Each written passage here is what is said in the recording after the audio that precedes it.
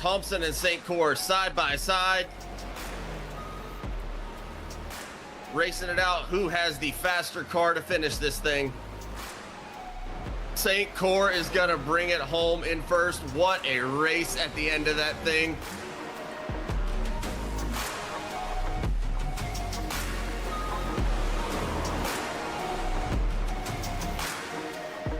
Caution, caution, caution.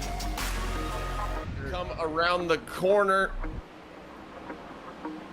Jamie Horn is going to be your winner here at the Mars Properties 200.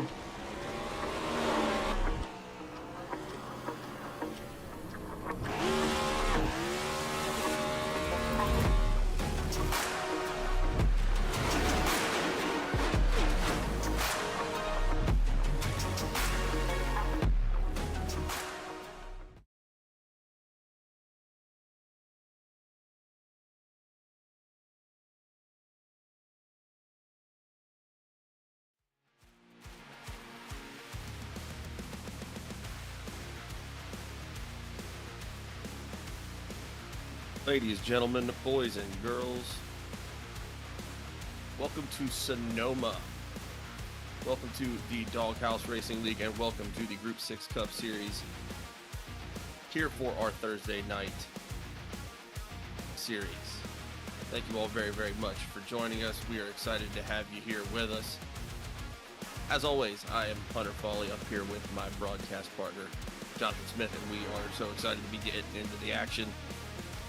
But before we do that, let's make sure that we get bills paid and thank all of our wonderful sponsors for making this whole thing happen. As mentioned before, this is the Group 6 Cup Series. Huge shout out to Group 6 for being our series sponsor this year. Group 6 is a leading creative agency, and they're passionate about crafting cutting-edge websites, developing dynamic web solutions, and providing top-tier managed hosting services. Their mission is to help businesses of all sizes enhance their online presence. Explore their wide range of services at group6inc.com. That's GROUP, the number 6inc.com. And see how they can drive your digital success. Special thanks again to Group 6 for being the series sponsor this year. We are also very proud of the Doghouse Racing League and Group 6 Cup Series to be sponsored by Shoney's. Shoney's is open daily for breakfast, lunch, and dinner.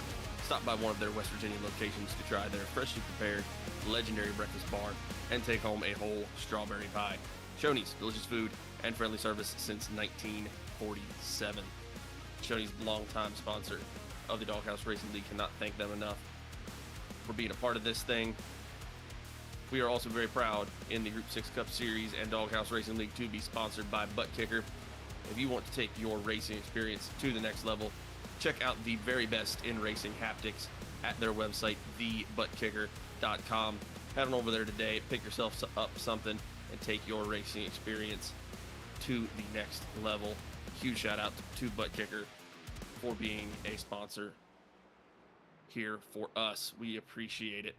And thank you again to everyone that's out there joining us for the stream. I think we got 5 people in here right now. Thank you very, very much. BMAC, as always, saying away we go. Andrew and Kevin gonna put on a show tonight. Way to go, Team BMP. Keeping my eye on number 12, as always. Cheering on Team BMP and Andrew St. Croix in the comments. Make sure you get loud in the comments. Cheer on your favorite drivers. I know they love hearing it. And leave a like and subscribe if you haven't had a chance to just yet, so you don't miss a single second of any of the Doghouse Racing TV action. With that all being said, I'm going to stop doing all this yapping and turn it on over to my broadcast partner, John Smith, so we can talk a little bit about what to expect from 12 Turns of Fury here tonight at Sonoma Raceway. John, what are we thinking? There's a lot of thinking going to go into it tonight here at Sonoma. Not just left turns for these guys, getting out to a road course, giving some other drivers who have more experience with road courses the ability to shine out here tonight.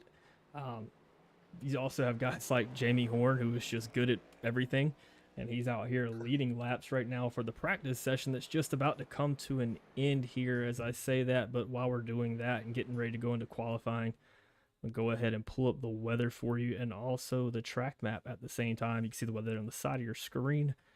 We will pull up the race info for tonight, we're going to be looking at a bunch of turns at this guitar-shaped track. Track temp's going to be 103 degrees. Going to be a little hot. There's a few of these corners that are going to be a little tricky for some of these guys coming around here, but I know a lot of them can get it done. A lot of them are looking to get out there and stay out front. Track position's going to be huge tonight, so looking forward to a good night of racing here at a road course. I know it's not everybody's cup of tea, but we'll see who can bring it home tonight. Definitely going to be interesting to see how this whole thing progresses as the night goes on. Like you said, there's going to be some people who normally perform really, really well at road courses. I know I've seen Jamie Horn show out on road courses before. Brandon Trush, new member of the Doghouse Racing League and Group 6 Cup Series. Not new to us, broadcasting his name in another league that we work for quite a bit. He was putting down really, really fast times in practice. So really not looking like we have a, for lack of a better term, an SVG situation here. I'm seeing a lot of variance in the practice times, but we all know at road courses, it's really going to depend on how you're able to just hang in the race. Are you going to be able to make it around every single turn and not spin out, not get caught up in the inevitable clump going around one of these turns and just get bottled up? So it's going to be really interesting to see where everybody kind of shakes out here. I'm looking forward to it. Yeah, definitely going to be a fun when there is that 180 degree, almost 180 degree turn. As you come back to the start finish line, going to have to slow down a whole lot to make your way around that. We're watching Tony Martin get around to start his first lap right now. Other guys like Eric Anderson, Tyler Millette, Steven Bonomo, Andrew St. Cour just crossing the line now, making their first lap. It's going to be a while to get around. A lot of the times the challenge for people that are road course challenged like me is getting around for your first lap and making sure the car stays clean. You get a chance to get the tires a little bit warmed up, but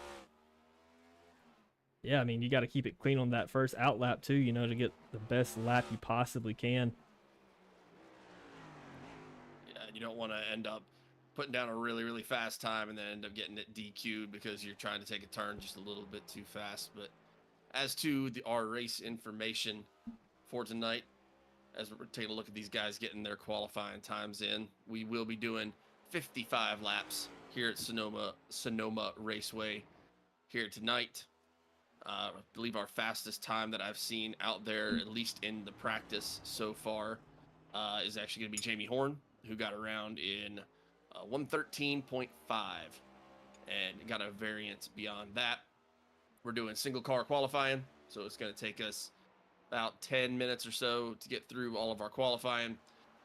We normally would have an incident cap in the Group 6 Cup Series. Normally, I believe it's going to be 25x.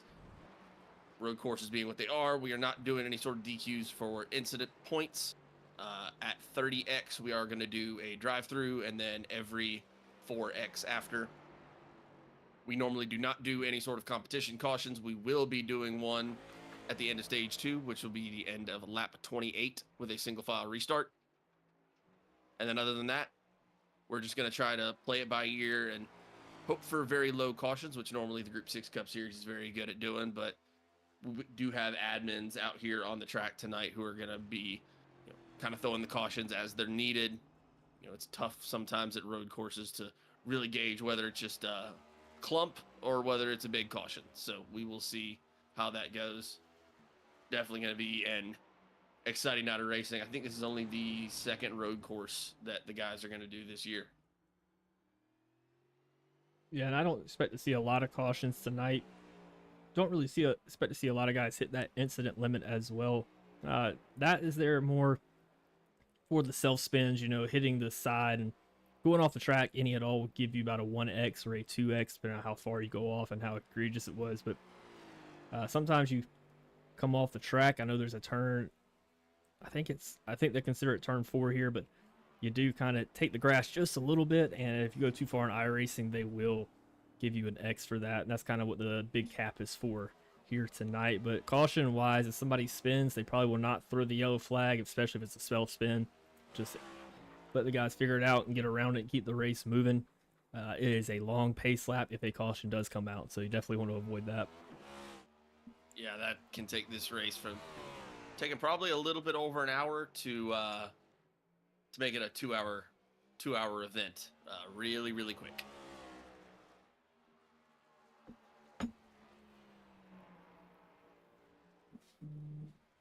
We are starting to see some qualify times start trickling in here. Currently got Jamie Horn going to be sitting on the pole. He's up there with a 114.15. Got Brandon Trush currently sitting in second. He's got a 115.5. Got Andrew St. Cyr out there on the track right now putting in his qualifying time. They're watching Zach Miller cross the line, try to improve on his time that he had. Currently sitting in third place. I think he's going to hold on to that third place position. St. Cyr just getting some practice laps in, looks like.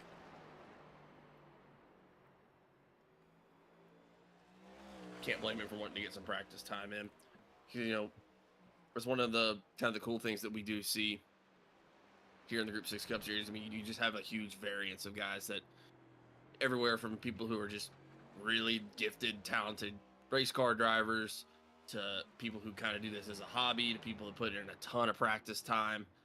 You really kind of get it all, and it really does make for an exceptional show, I think. One of the very best out there as far as I'm concerned. And you've been racing and I've been watching for a pretty good while here. So being able to, look at something and honestly say like, wow, this is one of the best shows out there. That's really, really encouraging. And I know the guys take a lot of pride in it, and, we take a lot of pride in being up here and being able to talk about them. Yeah, very big on self-policing in the Doghouse Racing League. Not to the point, just overdoing it, but the guys in here, especially the veterans, are not afraid to call something out if they see it. They want to protect the integrity of the league. I know they've had some issues with that in the past few weeks here. Nothing super specific with the Thursday night series, but the guys do a really good job of getting on top of it, making sure keep the league clean, make sure you retain the good drivers. There's always some bad apples out there that you don't want in your league, but I mean, they got a really solid group here, solid core here. It's been around for a while, been racing each other for a while, but somebody that's been racing for a second now and won the past 2 races is Kevin Thompson. We watch him take this lap here inside the cockpit, try to figure out what this track is going to look like coming through. And he looks pretty fast as he's going to be sitting in the 4th place spot to start tonight. I believe right now, right now it's just practice for him. As soon as you finish your second qualifying lap, you're allowed to stay out on the track and keep practicing until the session advances to the grid up system. So good on him to get some practice in. This is usually where I try to find where my pit road is going to be and how to enter. But pit's not going to be a huge thing tonight. I think you might see everybody pit maybe one time. Yeah, I'd say probably most people are going to be targeting like that competition caution to bring it down. Obviously going to depend a lot on what we see as far as tire wear, yellow flags or anything like that, but I'd see most people probably trying to split it right down the middle. Go ahead and get tires once, refill on gas, all that good stuff. But yeah, like you said, Kevin Thompson, 2-time winner here now, back-to-back at Atlanta, his home track. Team BMP really been showing out the past couple weeks. They were so close to that 1-2-3 finish that first week. Again, the second week, Andrew St. Cyr right there racing for the win both times, but Kevin Thompson able to pull it out for both of those wins in Atlanta. And I know Andrew's ready to get himself back into victory lane, but either way, I mean, BMP's been putting on a real show in terms of how they're able to work together as teammates and how they're able to make things happen during the race. But definitely going to be a very different challenge here at Sonoma. Yeah, I mean, they're bringing it too. Somebody that we don't really talk about up here at the front often is Zach Miller. That's not true. We talk about him at the front a whole lot. Just near the end of the race on the ovals, it seems like something always kind of comes up and bites him. Runs into a little bit of bad luck on the racetrack and had some bad finishes lately, but always showing a really fast car, always driving near the front. Knows how to get around a track and get up there, and doing a really good job tonight this road course to be up front, starting P3 tonight. I mean, if you had to make a pick, that is not a bad pick to make. But Kevin Thompson spinning around as he's trying to get around that 180-degree turn. Trying to see if we can look into some other people's cockpit here, but I think everybody's just about done qualifying. I have nobody else on the track. Adam Gardner looks like he went out to the track but did not complete his first lap. Chris Simon not putting in a lap. Let's see, Michael Leftwich, Josh Cully not putting in a lap. As my whole board goes blank there as we're switching up, got the grid up. And again, with the guys that don't end up putting in a qualifying time, or if they had a qualifying time disqualified, they will grid them up based on practice time. Fastest practice time will be kind of how they tier it up. You know, some of those guys you normally do see out there putting in a qualifying lap, but one guy I'm not surprised to see didn't put one in is the 88 machine of Josh Cully. I believe I might have seen him qualify once, but I also think it's once that I've not seen him be finishing in the top 10 when the race is over. Yeah, he is not afraid to drive through a pack, knows how to get around people as well. That's kind of the hardest thing, especially with oval racing, is knowing how to pass. I mean, a lot of people can be fast. It's learning how to pass somebody and be fast for the whole race. And Josh Kelly does that extremely well. Trying to see if that translates over to a road course here in Sonoma tonight. But we are about to grid up, pull up the point standings for you before we get going here. Coming into tonight. There's your current point standings. If you can see it on your screen there, I believe Jamie Horn still going to be leading this thing after last week. He does have 3 wins to the season right now. Behind him, Andrew St. Cour, only 18 points behind Jamie Horn with 1 win on the season, 8 top 5s and 11 top 10s, which is crazy throughout the season. Also behind him, teammate Kevin Thompson in 3rd place. Kevin Thompson picking up 2 wins in the past 2 weeks and helping his case out a whole lot. He is 56 points behind his teammate St. Cour and 74 points behind the leader. Eric Warman's going to be in 4th place. Justin McMahon in 5th. Gary Clune, also part of that BMP team, 6th place. Chris Simon 7th. Seth Fitzpatrick 8th. Jonathan Jennings in 9th. And Adam Thompson in 10th place. And if you want to see the rest of the standings to find out where your favorite driver is, you can check out DoghouseRacingLeague.com. But for now, we do have these guys gridded up, getting ready to go around here. Pull up the grid for it here. And I'm just go ahead and read them off while I got it up. Got this first row going to be Jamie Horn and Brandon Trush. Jamie Horn taking the pole here at Sonoma. Brandon Trush, only 2 races in, already sitting there on the front row beside Jamie Horn. Zach Miller in 3rd place. Kevin Thompson in 4th. Andrew St. Cour in 5th. Warman in 6th. 4th row is going to be made up of Tyler Millette and Chris Leftwich. Behind them, Steven Bonomo and Eric Anderson. 11th is going to be Zach Michael and Gary Armijo in that 12th place spot. Starting in 13th, Tony Martin in that 2 machine. Always a classic. Love seeing Tony out here repping the blue 2. Josh Cully in 14th. Nick Atwood in 15th place. Adam Gardner in 16th. Chris Simon going to be starting 17th. Mike Leftwich in 18th. And Bill Gentry's going to be rounding out the field in 19th place tonight.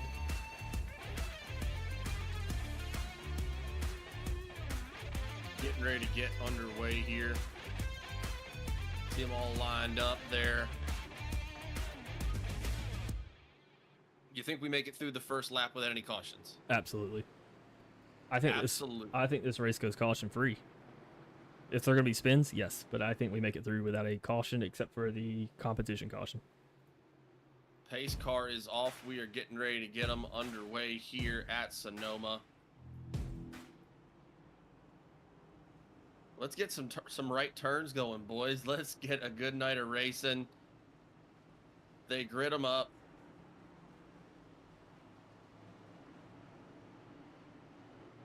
Pause for effect. Here we go. Green flag racing at Sonoma here in the Group 6 Cup Series. Jamie Horn with a great jump there. Brandon Trush down to the inside.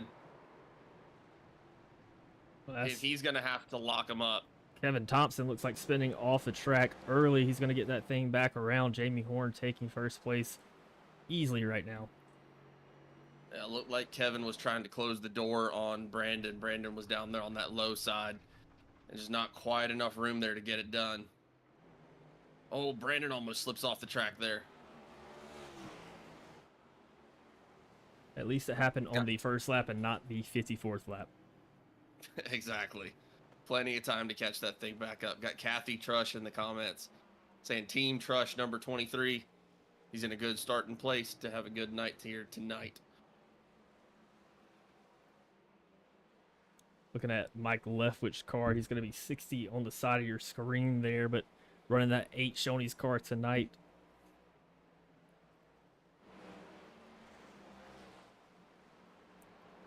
He's currently sitting back in 15th place right now, up 3 spots, trying to move his way forward. And Kevin Thompson does have that thing back up and going. Gonna be a little back towards the back of the pack there. It looks like he is able to keep that thing running. Very minimal damage. Should still be able to find himself well in the running for this race. It's like Nick Atwood might have had some internet issues as he is still down on pit road and has not come out to the track just yet. But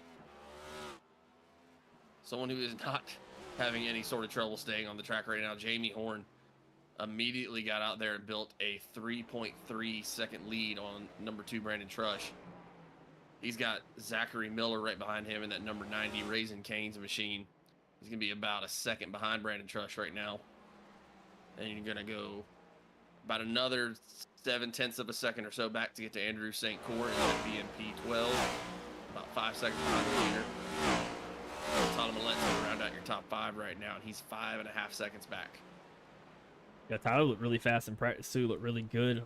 Big thing you watch out for here is not just the fastest guy, but who is driving it straight. And you'll see a lot of these guys, especially coming around this corner here, as they go around that 180 and through what we consider the S's, as you just saw on the digger cam on the ground.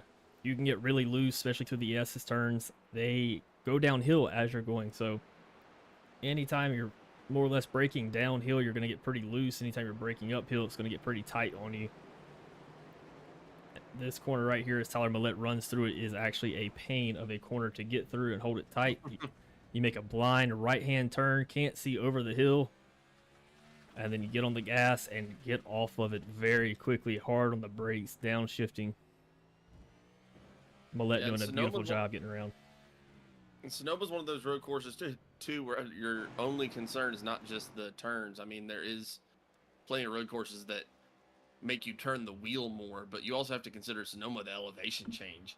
It has one of the most elevation change of any track that NASCAR runs at. So, I mean, you're not only counting that you have some of these blind turns like you were just discussing, but then you got to get back into the gas, make sure you get it uphill. You got to make sure you let it coast down the hill so you don't have too much heat carrying into that next turn. Yeah, and you don't want to lock them up as you're coming through the corner, so very easy on the brakes. This is an open setup league. These guys are able to adjust what's called the master cylinders in their car, allowing for their brakes to be a little more soft and squishy, if you will, compared to something a little more hard where they lightly touch it and brakes hard on them. I like to compare the master cylinders to, you can either have brakes like my old truck, where you have to push it just a little bit and cross your fingers that it stops, or you can do it like a Honda Civic where you barely breathe on it and it locks up. That's the first time I've ever heard that analogy, but that's a good one. Man, have you ever ridden in a Honda Civic or any Honda car? You have a Honda, I think. My wife drives a Honda, yeah. The brakes are so touchy. They are very touchy. I drive a Mazda, and that thing does not have brakes like the Honda does. And the brakes in my car would have definitely be way newer than what we have in the Honda, and it does not stop as good. Meanwhile, in my truck, I'm, I don't know, sacrificing a little bit of blood every time I stop to make sure I make it through. Because brakes are a little squishy. Little bit squishy. Somebody's doing a fantastic job here getting around this track. Brandon Trush out here running second place. Falling back a little bit from Jamie Horn. Jamie's leading this thing by a lot right now. 8 seconds pulling away, but Brandon maintaining his own. Got about 3 seconds on Zach Miller in the third place position in that 90 car behind him. St. Cour also creeping up, trying to take that third place spot away, keep moving up in the points. Yeah, and if you decided to roll with John on that bet that there was going to be less than one caution, you got to be feeling pretty good about that. At least 5 laps in, there is still 50 to go, but I mean, these guys seem like they're keeping everything together. Only had that one spin out in the very beginning, and that wasn't, anything serious. Like these guys are really doing a pretty good job of keeping it going around the track right now. Yeah, I know we didn't make our picks tonight, and we never do the BET word for all the YouTube Overwatch guards out there, but made some pretty good picks here in the past few weeks. Got the Kevin Thompson winning the Atlanta of the week. Made some pretty good predictions about the home run derby, except for the winner. But everything leading up to it was pretty good. I actually did call the winner, so good job me. Yeah, and the winner for talking about winners, the winner of the Doghouse Racing League last week and the week before that for points was Kevin Thompson. So he did take home the flag, actual flag, from Doghouse Racing League with his car on it for his win as a trophy. We also do win posters for these guys when they win. They can get them printed out if they want to, or just have them digital on their phone or anything. But I did not get to make Kevin Thompson last week. I was away in the adult Disneyland of Atlanta, Georgia, where, if you're a baseball fan, last week was Disney World. So haven't been able to get to that. Just kind of getting back from all of that, but excited to be back. I was actually looking forward to calling this race tonight. Definitely one of the highlights of my week for sure. I mean, it's really cool that you have something that you do at the end of the day. For you, it's after all the class. For me, it's after work, and you still have something to look forward to. And it's been, I know we talk about it all the time, but it's just been really cool to be a part of this and see kind of firsthand the development of the drivers and how the league goes forward, and seeing everybody fighting for points. It's been just really, really cool. But as far as the points discussion goes, I mean, Jamie Horn's still winning the thing so far, and is looking to pad his stats here tonight. Now got almost 10 seconds on second place, Brandon Trush, but still a lot of racing left to do. I mean, if you're Brandon, you can't be too mad about this either, because I mean, you've got almost 4 full seconds on Zach Miller, and oh no, as I say that, Zach Miller goes around. Got to get that thing going. There we go. I mean, he was doing a great job. I think that he will catch back up here soon, but we just cut to Chris Leftwich as well, who got spun around, got it going again straight. Chris currently in the 11th place spot. Zach Miller's going to fall back to 9th place, but again, fast car all night. I think he can make his way back up if that damage doesn't hurt him too much. Yeah, and I definitely think that he has the car to get up there and do it. Not too much damage, it didn't look like, and wasn't any sort of, bumping or banging that led to that. Looks like he just came into that S-turn just a little bit too hot. Came in a little sideways over that bump on the side with the blue and yellow stripe. And just when you bounce back over top of it, it's going to chuck your front out from under you, and away she goes. Yeah, and that's something, I mean, I'm not embarrassed to admit it, but I never really spent a lot of time on a road course or around road courses. When we went to Charlotte a few weeks ago, we got the chance to go in the infield and look at the Roval, and man, those bumpers, I did not realize how big the bumpers were that you're seeing there in the blue and yellow, or how thick they were. I mean, I thought they were just kind of like a rumble strip. Man, those things are like 1/2 inch to inch drops off each of those colors coming off. It was crazy. Yeah. K-Doggy in the chat. What is up, sir? Good to have you in here with us. What is up, K-Doggy? I know, speaking of the Roval, I know we've got a standing invitation to go see that. I don't know if the schedules are going to line up, but be pretty fun. That would be a blast. As long as we do not stay at the hotel where we did last time. Yeah, I would not recommend, but Josh Coley getting around Mike Leftwich here. I know he's got some damage on that front right. We might have missed it where he took some damage earlier, but he's making his way back up 2 spots tonight. And even with Mike Leftwich getting past there, still up 5 spots tonight. Fresh on his heels is going to be Chris Simon. Used to seeing Chris Simon just a little bit further up in the front of the pack, but I have a feeling that he does not like road courses if he's anything like me. Yeah, I mean, I feel like with road courses especially, that's where you're really going to have the conversations with people where you're like, oh, how do you feel about this track? And, you know, they might say, oh, it's not my favorite, but I do okay, you know, whatever the case may be. I feel like with road courses, that's where you're going to start having the conversation of I either really enjoy road courses or, yeah, get me out of here and get me out of here immediately. Yeah, oh man, I complain a lot. That's what I'll say about it. If you 100 spots for me a lot when I do race, but I complain the entire time I race at a road course. Just not about the track, not about the people driving, just about everything. I don't like it. It's not fun for me. I'm glad people enjoy it. I'm glad people are good at it. I think it shows a very good skill set to have, like, you know, being right-handed and left-handed, being a switch hitter, but not me. You describing road courses and your opinion of them is like how I describe, like, not liking coconut. Yeah, glad people like it. Glad it exists. Not for me.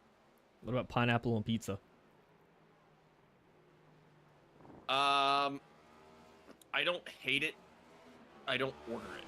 Like, if someone orders Adam Gardner off the track, just saw him go a lap down to Jamie Horn and looked like he's getting a little loose out there and having a lot of trouble getting it going back straight.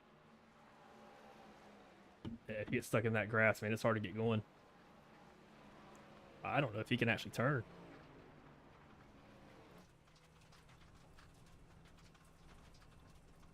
Adam, it's not a Toyota Tacoma. It doesn't have its off-road tires. Might be picking up some side cash, trying to keep the grass low out there. I like it. Yeah, let's say he's trying to get to that little passageway over there to get back on the track and get going again. Stay out of the way of everybody. Can definitely appreciate that. And Adam Gardner have been having a really good season as well. Looking forward to seeing him back up towards the front. Back to your previous question, though, pineapple on pizza. If I show up somewhere and someone has ordered pineapple on pizza, I'll still eat it. I'm not going to be one of those guys that's like, oh, pineapple on pizza, it's a sacrilege. It's just not how I order my pizza. Fair enough. Where do you land on the subject? I'll eat it. I actually enjoy it. But again, not my go-to. Yeah, I mean, it's sweet and salty. I can appreciate it. Kind of like same reason you dip fries in a Frosty. I was gonna say a Fanta orange soda. Like a Fanta orange soda. If it's there, you're drinking it. But you know, like, it's not like you're going to a vending machine. Like, man, I really need a Fanta orange soda right now. You know? Yeah, that's true. I enjoy Fanta orange soda. I believe as much as the next person, which, by the way, naming brands out here, no free sponsors, but if you want to, Fanta, our ears are open. But yeah, I don't ever go to Sheetz and be like, man, I can't wait to get a 64-ounce Fanta.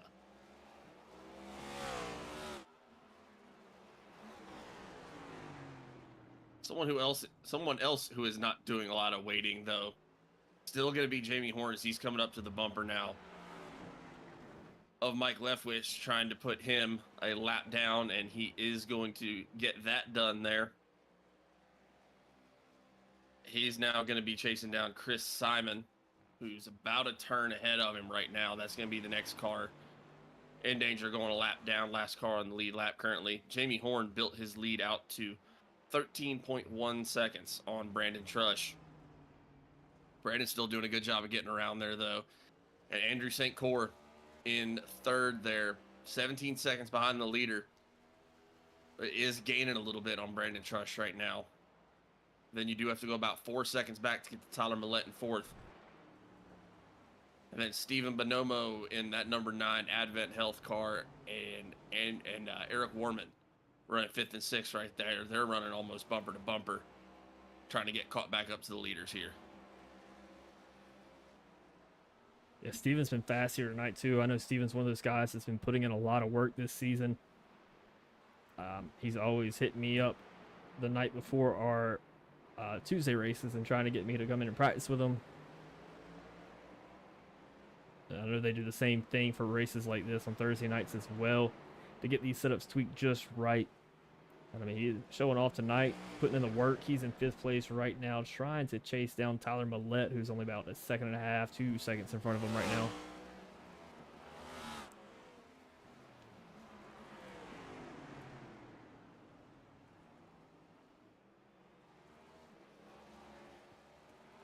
Sorry, I was listening to the radio there for a second. Bill Gentry, who's admitting this thing tonight, just going over the rules of how they're going to do the competition caution, and they are still going to award a lucky dog to whoever is the last car on the lead lap when that competition caution does come out. Shout out to Bill Gentry for not only all he does for Group 6 Cup Series and the Doghouse Racing League, but for also admitting this race here tonight, while our fearless leader is doing some recovery. Yeah, if you checked your standings tonight, Daniel Wilkerson not in the race tonight. In recovery mode right now, having some surgery done, and I don't know how much in depth he wants us to go into it, but he will be back with us soon. Wishing him well, speedy recovery. No one likes surgery. No one likes to be in a hospital, really, you know? Nope. One of my least favorite places, to be very honest. I used to joke with people all the time. I get paid to be here, and I don't want to be here working in healthcare, but I'm joking. I love my job. Love what I do. I'll see somebody's going to go to my... Just in case. Somebody's going to go to the dean of my school right now. John said he doesn't like it. You'd be right. John likes a paycheck. Oh, man. Going back here to Zach Michael in 7th place tonight. His teammate, Zach Miller, is falling back behind him after that spin earlier, trying to make his way back up. Zach Michael holding it down. Zach sporting a 4.99 safety rating in iRacing right now. The highest you can get is a 4.99. Well, I don't know. You might be able to get a 5.0. I don't think I've ever seen it. So we'll say 4.99, meaning that he is a pretty clean driver. That's impressive because, I mean, he's out there running that Love's 34. And you ever been to a Love's bathroom? Quite a few times. Not clean.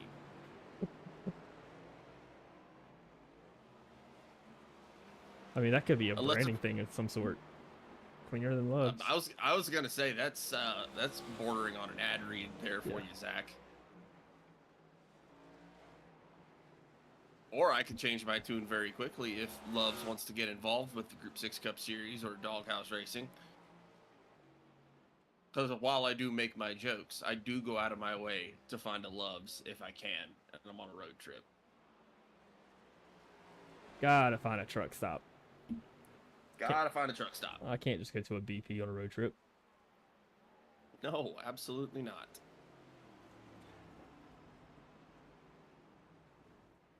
Checking out Andrew St. Cyr, currently in 3rd place right now. He is 22 seconds behind your leader, and Jamie Horn. Jamie just kind of running away with it right now. But going back there to 2nd place, Brandon Trush, only 16.5 seconds behind him. There is a gap between him and St. Cyr of about 6 seconds. Yeah, I was going to say, I think Brandon might have stepped on it a little bit because he started to pull away just a little bit from Andrew St. Cyr. I did see a little back end wobble out of that 23 machine there just a second ago, but able to control it pretty well. So still a really strong night out there for Brandon right now. And I mean, realistically, to be 16 laps into this thing. We've seen a couple little spins and bumps, but nothing too horrible. So honestly, all in all, really, really good job by everybody as far as I'm concerned. I'm just showing right here Chris Simon going off the track, taking some damage as he comes around to this 180 turn. This is a tough one to make, especially gassing it out, making sure you're not going too wide. He hits the side there and takes some damage to that left front. Yeah, it's looking like he's still trying to get that thing fully under control. That left front bumper looks like it's needs a little bit of tape and a hammer, I would say. But Chris did just go a lap down there. Jamie Horn able to get around him. Josh Cully going to be our last car on the lead lap now. He's currently running in 12th position. Probably about 5 to 6 seconds separating him and Jamie Horn right now. Currently got 12 cars, like I said, on the lead lap right now. We've got 3 cars a lap down. That is going to be Chris Simon, Mike Leftwich, and Tony Martin in 13th, 14th, and 15th, respectively. Adam Gardner is 7 laps down in 16th. He has actually called himself out of the race, as has the number 7 machine of Gary Armijo. And Bill Gentry sitting on pit road running admin for us. And looks like Nicholas Atwood, I believe he was having some internet issues in the beginning. Maybe tried to get out on the track, but has also called it a night.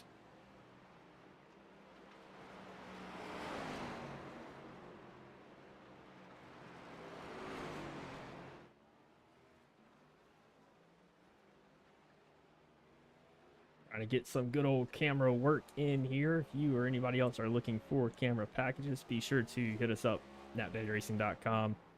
All these camera packages you see here will be posted to the website soon. And if you want them and you don't see them, shoot us an email. We can get them for you. Because chances are I have them. I just haven't posted them, working on a little bit of critiques, you know. A little shameless self-promo for the Nap Daddy Racing website, napdaddyracing.com. Little bit. B-Mac in the just camera comments. packages. Wow, what a crazy track. How do you ever pass anyone? Well, the short answer to that is I don't. But for guys like Jamie Horn, I mean, he's got something figured out. I think you really got to time it up where you're going to make your passes. I know there's a bump right around that corner he just came around. Not a great spot to make your move. Here you're kind of sliding out, but I think mainly around these corners here and what they call the shoot, which is coming up. It's where a lot of guys try to make their passes at. A lot of cars slowing down. You're going to try to outbrake guys a little bit more as he is approaching Josh Cully to make the pass. Like how you said, short answer is I don't. I don't pass at Sonoma. I get passed. Yeah, that's the short answer for me, but I'm sure Jamie has a different take on that.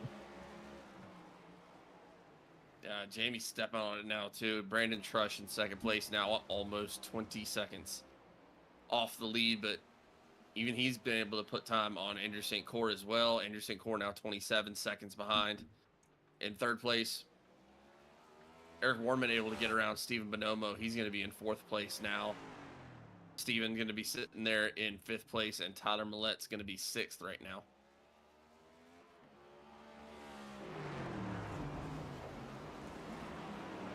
I know for some of these guys, you're getting to the point here, if you're running right around that top 10 mark, you're really starting to hope that lap 28 gets here and gets here in a hurry. Because, I mean, you're at the point now, if you're like a Kevin Thompson there back in 11th, you're 45 seconds behind the leaders at this point. And when you consider it's about 1:16, 1:18 lap times right now, that time can get knocked off pretty quick, and then all of a sudden you're in 10th place, and you're like, oh crap, I'm a lap down. Yeah, I think the main thing for these guys right now is, I mean, you can think about it. Yes, I got to get to the front, but if you know a competition caution is coming, you do not want to get past and go a lap down. Zach Miller hitting the wall, going down to the bottom side, let those drivers through. I think Zach's got some damage from earlier. He was very fast early on this race. Now falling back 7 spots down for the night. Kevin Thompson spinning on that first lap. He's trying to catch the bumper of Zach Miller. I like Zach Miller coming into this race tonight too. I thought he was very fast. He was showing out early, but I really think he's got some damage. The way his time is just falling off. I'd say that's probably a pretty safe bet at this point. Hopefully it's an amount of damage that you can get fixed, or at least get somewhat fixed under the competition. Some guy we have not talked about since early on this race, Eric Anderson, up 2 spots tonight. He's sitting in P8 right now. Looks like he's about 42 seconds off the leader, but only about a second and a half behind. I'm sorry, 0.3 seconds behind Zach Miller. Both of those guys are going to be about 5.4 behind Tyler Millette, who is sitting in 6th place. Yeah, and Zach Michael going to be tied for our biggest mover right now. He started in 11th, and he's now moved his way up to 7th. He's going to be tied with Stephen Bonomo, who's currently running in 5th, and he started in 9th. Our top 3, Jamie Horn is running where he started, so is Brandon Trush. And Andrew St. Cor up 2 spots. Started in 5th and is now up to 3rd. I'm trying to go back to Brandon Trush here because I want to see that gap between him and St. Cor. It kind of looked like St. Cor may have been catching him a little bit, but I don't think he is. Over the past 6 laps, Trush has put about 2 seconds on top of him, but looks like St. Cor has gained a little bit of that back here. Seeing notifications for Chris Leftwich.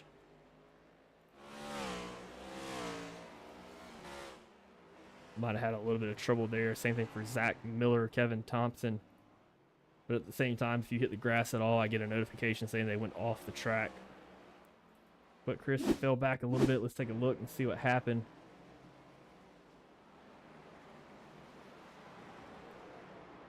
Yeah, it hits that bump and it just snaps that car. There it is, Miller and Thompson able to get around on the outside there in the grass. It's hard to get down, cut that car to the right here. Kevin Thompson looking to make a pass. That's not the first time we've seen that happen tonight. If you catch those bumps at the wrong angle, it's just going to absolutely sling your front end. Kevin Thompson sideways after he just made the pass there. Yeah, and he looked like he got the wall pretty good on that left front.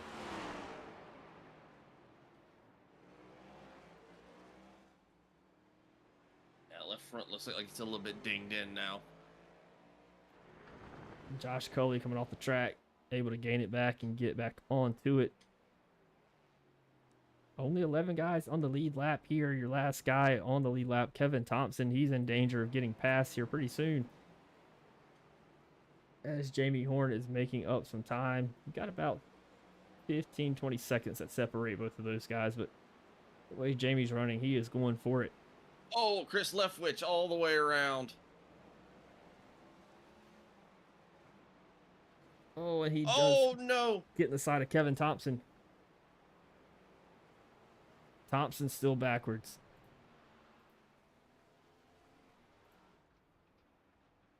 It is hard to get out of that stuff there too, man.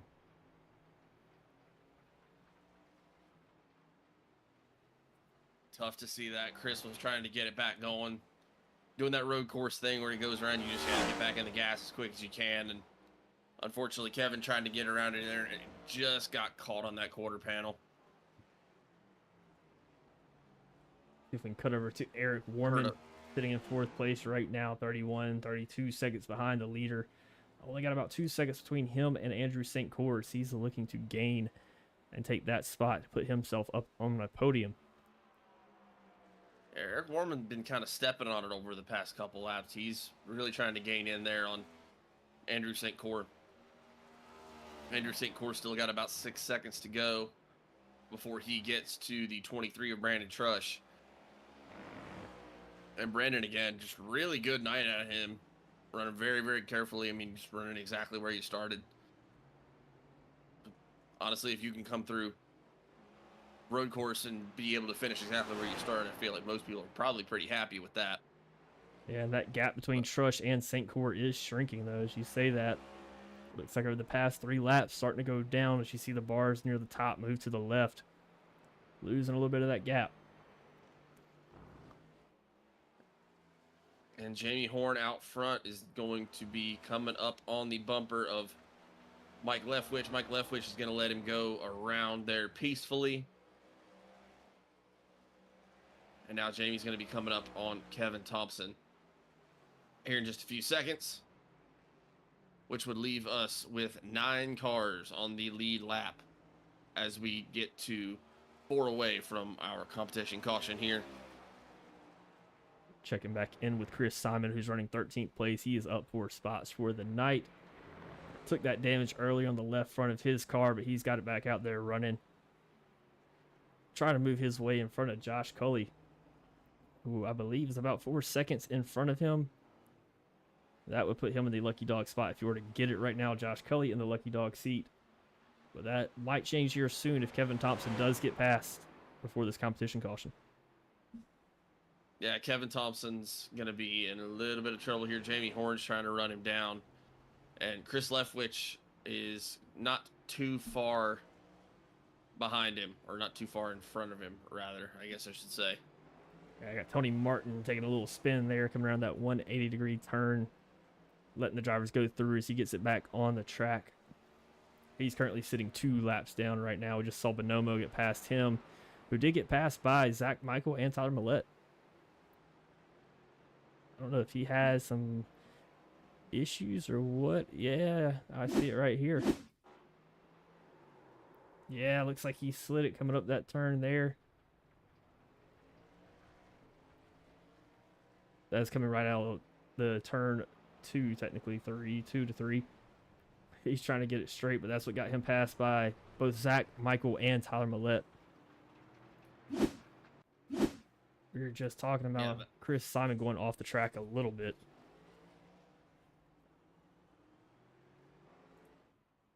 A good job by Steve Bonomo to keep that one in shape. That one could have been really, really bad if you tried to lock it up there coming over that little hill, but it's going to make Zach Michael your new biggest mover for the night.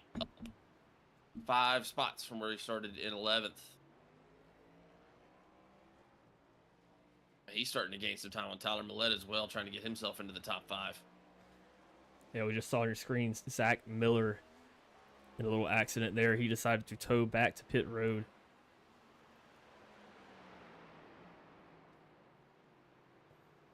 Was it that serious? I'm not sure, but I know he was completely stopped on the track. We'll flash it back here. He hits that chute. That's the same thing. Yeah, that's pretty serious. Same thing that got him last time. Ooh, that one looks like that could have been a tow link. He might not have an engine, that thing, anymore. Yeah, you catch it right on the front like that.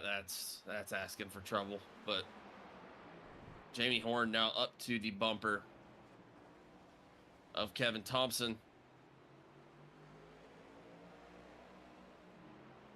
Now put Kevin Thompson in the lucky dog seat, assuming that he does get past here, and we are coming up on our competition caution. Otherwise, it would go to Josh Cully. It looks like Kevin's going to let Jamie around here.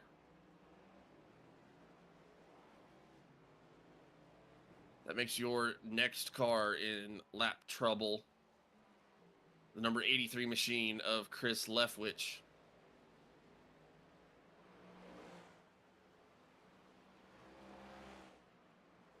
And he's only about, maybe 4 seconds ahead of Jamie Horn right now.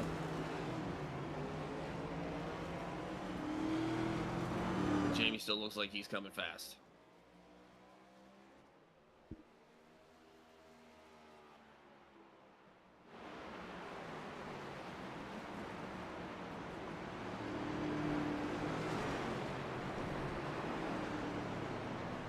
I see you cooking with your drone shots. I'm working on it. I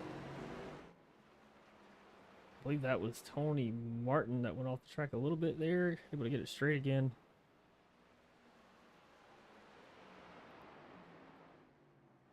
And Chris Leftwich right behind him. Both cars a lap down, about to get passed again to go another lap down. That's going to put Tony Martin down 3 laps, unfortunately, for him at this point. Jamie trying to catch.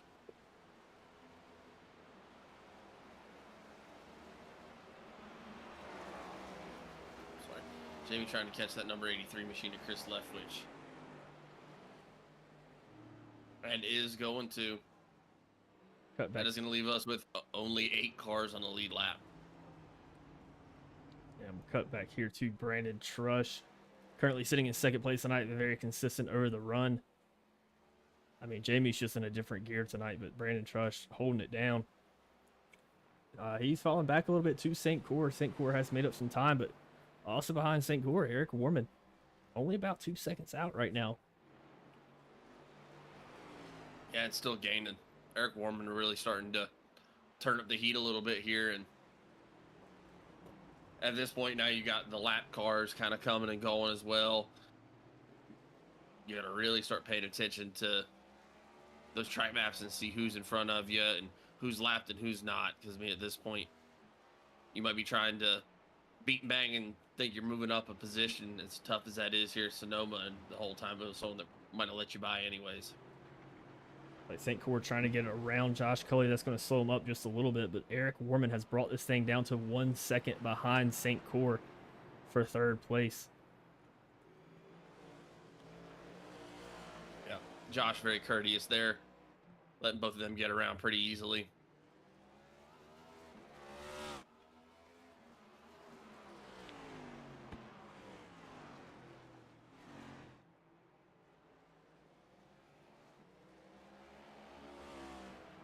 We will get back to that in a second. Right now, caution, competition caution is out.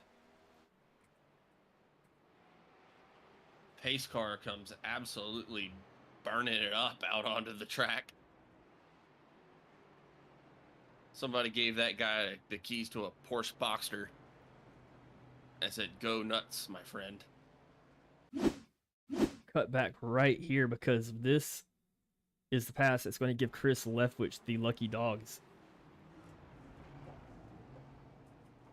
At least holding Kevin Thompson off right there. Kevin Thompson trying to get around to get the lucky dog position, but Leftwich able to hold him off in that last turn there as the caution did come out.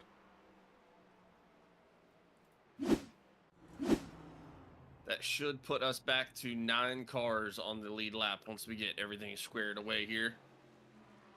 And I would assume that for pretty much everybody, this is going to be the time to come down there, refuel, get all 4 tires done. I believe, kind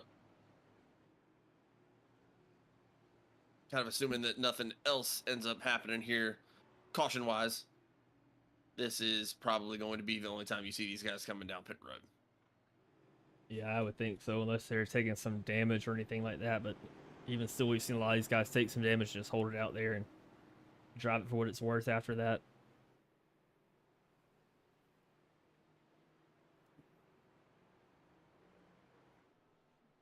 It's like Zach Miller already on pit roads. We see Jamie Horn coming down.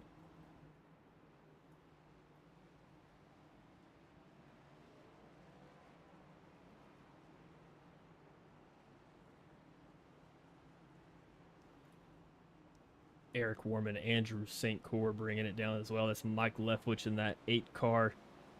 The Shoney's yellow and blue 8 car. Brandon Trush there. Tony Martin. Like Steve Bonomo coming down now. Eric Anderson right behind him.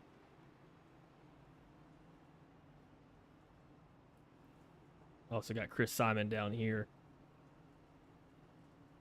And Kevin Thompson.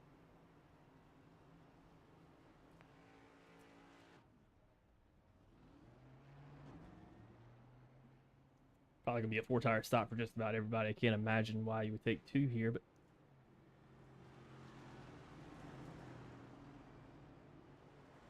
I also don't know how the tire wear would be.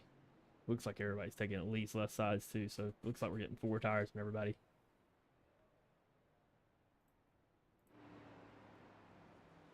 My apologies for being away from the microphone there for a second.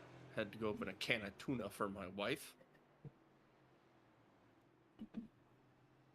Which, that's just Super great. So now for the remainder of this broadcast, I can smell canned fish. Really great for me. All right, I was working on my lawnmower yesterday, and I still smell like gasoline today. Yeah, but at least now you smell manly. You smell masculine. You're out there working on your mower. You had to change carburetors.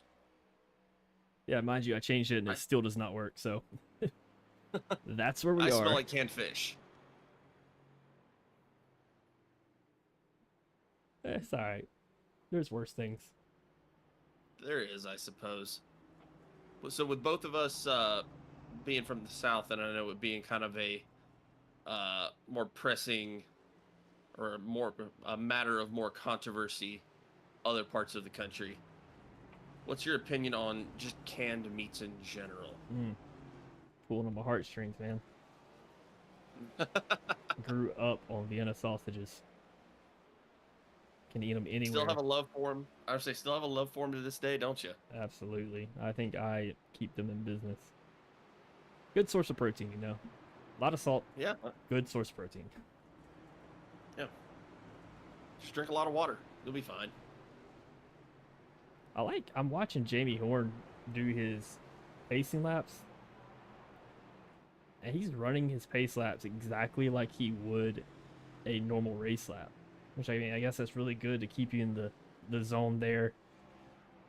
He takes that wide turn, he's going to pop out.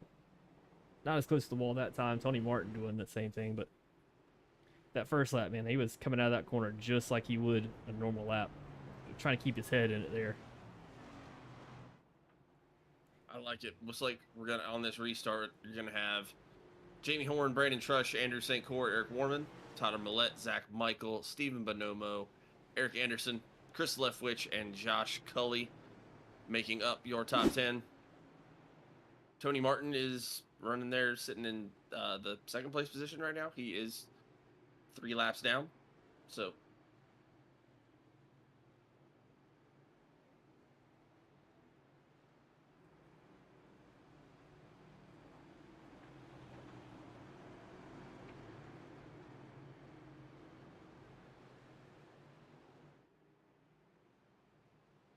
His car is off the track.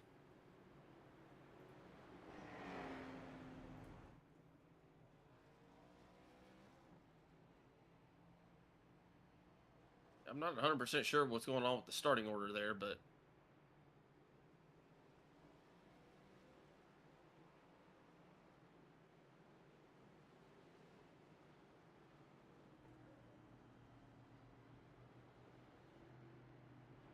Looks like they're going to delay it. yeah, I think they're trying to figure out the starting order. There was some issues, I believe, there with the iRacing software mixing everybody up there with the lap cars. I think the single file restart might have been messing things up, and I wish that was me just being knowledgeable about my craft. I'm pretty much directly just quoting the people I'm hearing over the radio. Kevin Thompson still got some damage. I'm sorry, go ahead. No, they're all good. I was just going to say, in case anyone might be new here watching and hear me talk about the radio, I am able to hear the driver radio in my ears. We do not broadcast that over the stream for good reason. We try to keep this around a PG-13 stream or so. Make sure that you can watch it with your grandma, watch it with your kids, and you don't have to worry about too much. And also just to, able to let these drivers kind of be themselves. Everyone's an adult here. Everyone gets competitive and you're trying to win. And sometimes that may or may not result in a not TV word.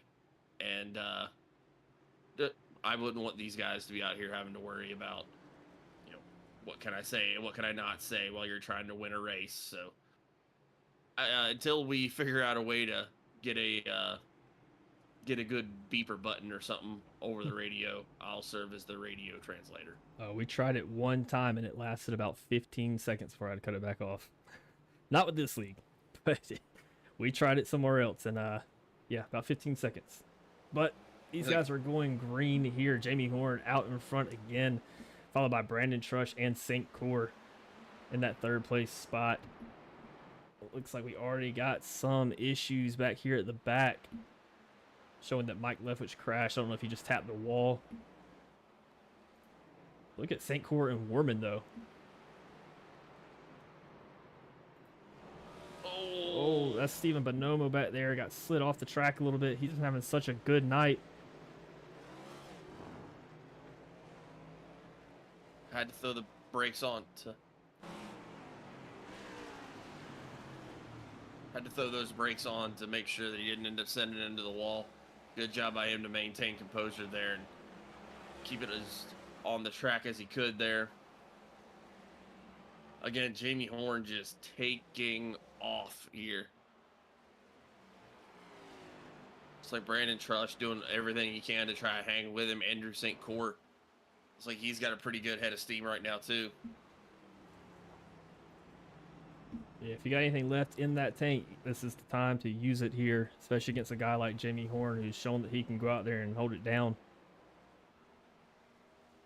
Problem is you cannot overdrive it.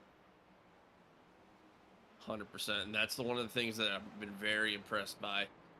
These guys that have been kind of running in that top 5 here tonight. They know they're dealing with a really, really good driver up there, especially here tonight in Jamie Horn. I haven't seen these guys overcooking it, trying to run him down or anything like that. They've just been very game to run their race and, you know, don't want to potentially burn it down in trying to run down Jamie when you pretty much have a good finish for yourself locked up already. Yeah, it's such a challenging course, too. You don't want to mess anything up here with 21 to go. Try to let it happen organically, naturally. Just hit your marks, focus on your car, and get up there to the front. As we follow along right here through the S's with Andrew St. Cour, that 12 car. Had pretty good finishes in the past 2 weeks. I mean, second place twice. That ain't a bad finish. 100%. It's been really cool to see Brandon come in here. And, you know, we've seen him run in other leagues, but he's coming here to a really, really tough competitive league like the Group 6 Cup Series Doghouse Racing League and perform as well as he has. And, you know, come out here to Sonoma and be running out here with the big dogs. That's really, really cool for him. And another little shameless self promo. Runs a Nap Daddy racing scheme on that thing. And I believe if I remember your statements correctly, that's one of your favorites. It is. That is one of my top 5. So we've been pumping out some good ones lately, but still that one kind of holds true. I like that one a whole lot. Spent a lot of time on it. Also running a Nap Daddy scheme up in front. Jamie Horn, pretty cool to see both the paint schemes up in front tonight. Makes my heart just a little bit warm. And the Grinch's heart grew 3 sizes that day. Jamie actually has 2 of these cars. One's a more night scheme and one's a day scheme. This one's more of the nighttime scheme, I believe. Yes. Same thing for Brandon. Has 2 different variants of this car that he'll be running throughout the season. Sometimes you just find one that you get lucky in, or not lucky, but feels good, you know? You win a few races, it feels like a good luck charm, and you got to keep it going. Speaking of which, Andrew St. Cour with that good luck charm of that 12 Beast Mode car. Not a Nap Daddy scheme, but I have always appreciated that look there. That is a nice looking car. And he's really killing it.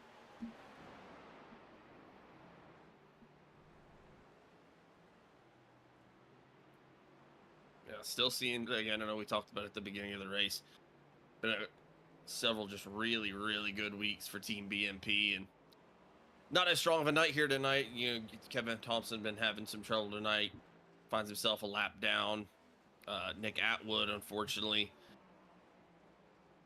had some issues early on, but still got Andrew St. Cour up there. Been running very consistently in the top 3 all night long. Moved his way up a couple of spots, and you know, we were talking about at the end of that last run before the competition caution came out. You know, Eric Warman was really starting to step on the gas. Andrew was starting to reel in Brandon Trush just a little bit. I think now at this point, on lap 37, just got to start thinking about at this point, you know, where can I be and still be in striking range. Because I mean, by the time the competition caution came out on that last run, I mean, everybody was so spread out at that point. I mean, you weren't going to be able to run somebody down if you tried. Yeah, and I mean, on fresh tires, if you're Brandon Trush, you got to feel pretty good about that. As he's coming through this second turn here, heading up to the uphill turn of turn 3. But I mean, fresh tires, you had a good run last time. Starting to fall back a little bit. I don't know if that's going to be a tire issue or a damage issue or even a mental issue, but it gets taxing after a while turning left and right.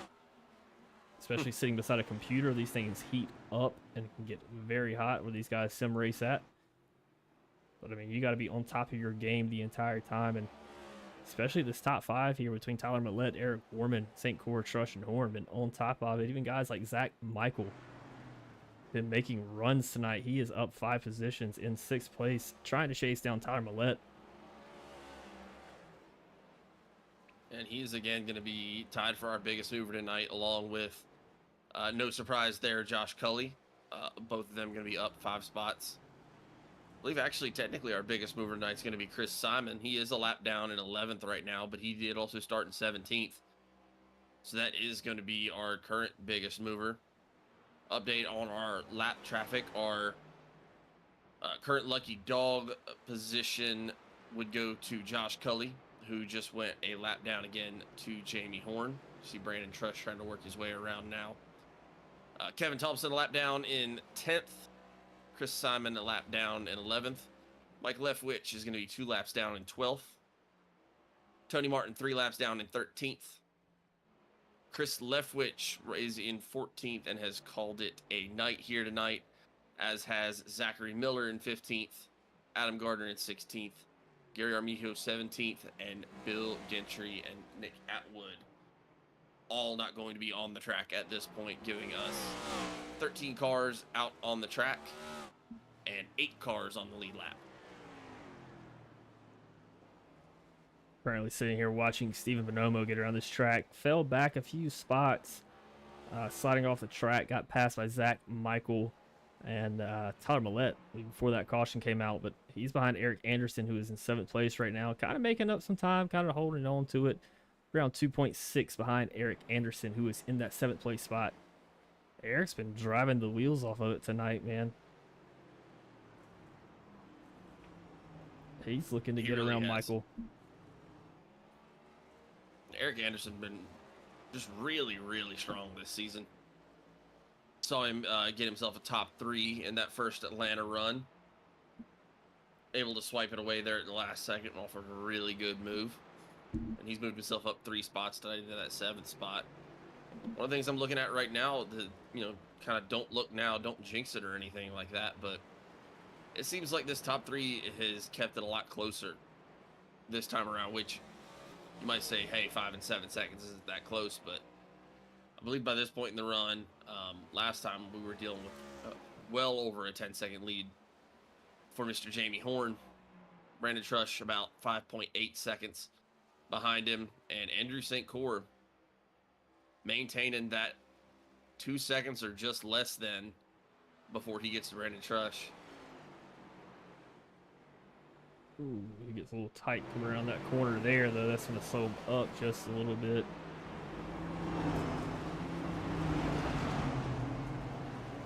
I know you were talking about it earlier, but it really is all perspective with road courses too, especially if you're not really a road course guy. Like, you didn't come in really expecting, hey, I'm gonna win this one. I feel really confident about it. I mean, you're over here looking at guys like Tyler Millette, guys like Zach Michael, currently running 5th or 6th. You have to assume without a caution, it's gonna be really tough for them to get into the top 3, but you still have to think of this as a win. Stay out of trouble. Top 5 for Tyler Millette.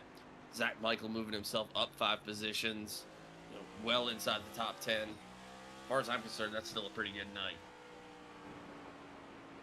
Absolutely. Hopping on the hood here with Steven Bonomo as he was chasing down Eric Warman, making some pretty good ground.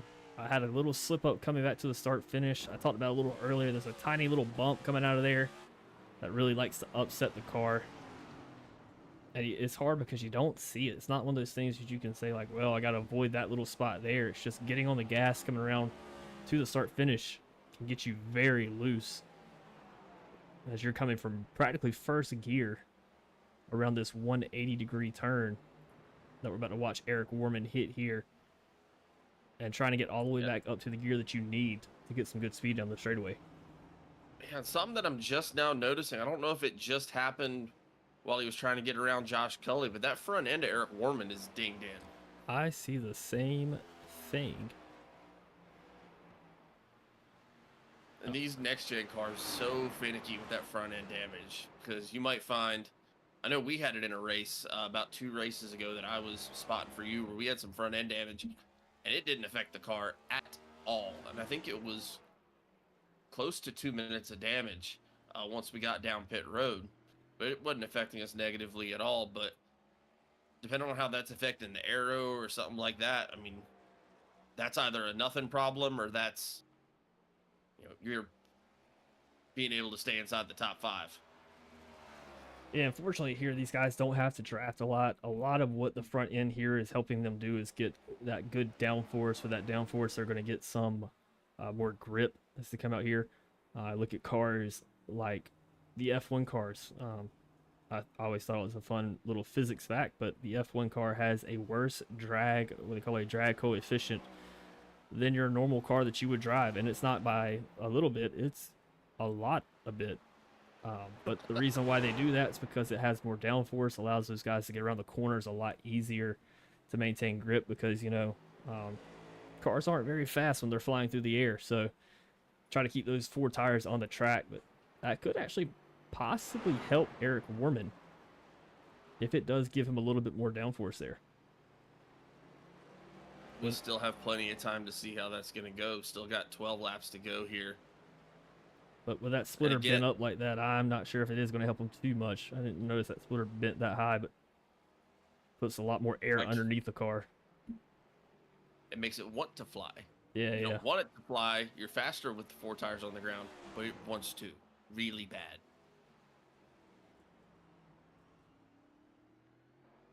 And again, as we do come into 12 laps to go here at Sonoma, thank you again, everyone, for joining in with us tonight. Me and John very much appreciate it. The drivers really appreciate it. I know a lot of these guys love to go back and watch the streams, kind of see how they did, watch the game film, and not only see all their friends and family cheering them on, but be able to kind of look back on the race, who maybe you did right, see what maybe went wrong. And we had 20 people in here just a second ago, so that's really, really awesome. We appreciate it. The drivers appreciate it. Make sure that you leave a like and subscribe to the Doghouse Racing TV channel if you haven't had a chance yet, and make sure that here over the last 11 laps here that you're hooting and hollering in the comments for your drivers. Got Gary Clune popping into the chat to say, hey, let's go Team BMP. Andrew St. Cyr out there running in 3rd place right now. And he has now closed that gap on Brandon Trush. He is less than 2 seconds behind Brandon Trush right now. Might be a lot to ask for to get up there and grab Jamie Horn, but that 2nd place position is well within shooting distance again. Just really great job by Brandon Trush, Andrew St. Cyr, Eric Warman, and Tyler Millette. They've all been kind of up in and around that top 5 pretty much all night, and just run very, very consistent, careful races, not putting too much into it to where you can put yourself in trouble, just trying to make sure they protect that really good finish that they've worked so hard to get here at Sonoma. Gary said he was stuck at work, so unfortunate that he wasn't able to be on the track here tonight, but looking forward to having him back next week.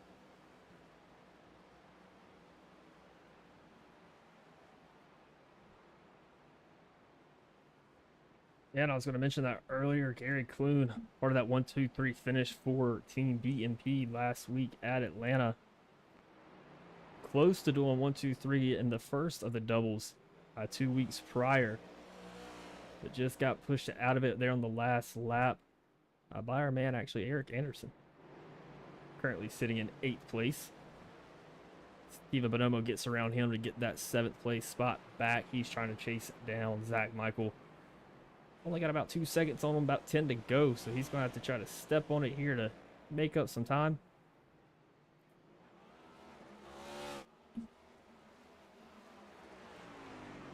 Still plenty of time, and I know we've been kind of talking about it all night as well. Road courses, you never really know what's going to happen. If you catch one turn just a little bit too quick and you go around, even if you don't take any damage, you're still pretty much immediately losing 10 seconds. And we talk about what a lead Jamie Horn has on all the rest of everybody right now.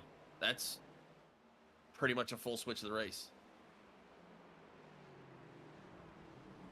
Yeah, you said it earlier. The time difference is not as much as it was the first time around. The first time around, I was looking at it. Jamie Horner was making about 1 second per lap on Brandon Trush, and the whole pack behind him for that matter. But this time not so much, but still out to 11.2 second lead. You got to feel pretty confident about that. Been keeping an eye back here on 7th place. Ooh, Steven Manoa blinks out a little bit, but he's back on the bumper of Zach Michael. Looking to make a pass, get himself back into 6th place spot, and continue hunting down that 5th place spot in Tyler Millette. Yeah, what a run by Steven Bonomo. It definitely dealt with the demons that show up at road courses here tonight, but still out there driving, still obviously has a very, very fast car. He's out here still able to run it down. Zach Michael, who's had a very, very good car tonight. Don't count Steven out from being able to get his way up there into the top 6 or even better. I mean, at this point, Tyler Millette in that 94 machine is also going to be in striking distance. Brandon Trush gotten his lead on Andrew St. Cyr back to about 2 seconds or so. Actually just jumped up quite a bit there now to almost 4 seconds. Yeah, I think something happened with St. Cyr, like maybe possibly going off track. I don't have anything over here on my notification side, but he was about 1.5 seconds behind and dropped back about 4 seconds. Yeah, Andrew slid just a little bit there on that last lap, and it was actually the lap before I was about to say that it looked like Trush was starting to make up some time, but he also had a little bit of a wiggle there, and that's when I thought you were going to see Andrew St. Cyr really start to make up some time, but that separation just kind of started again there. Now almost 11-second lead for Jamie Horn, who's trying to go wall to wall in this thing. Steven Bonomo is all on the bumper of Zach Michael. Keeps catching up. Then Zach Michael pull away a little bit, but I mean, he was right on the bumper a second ago.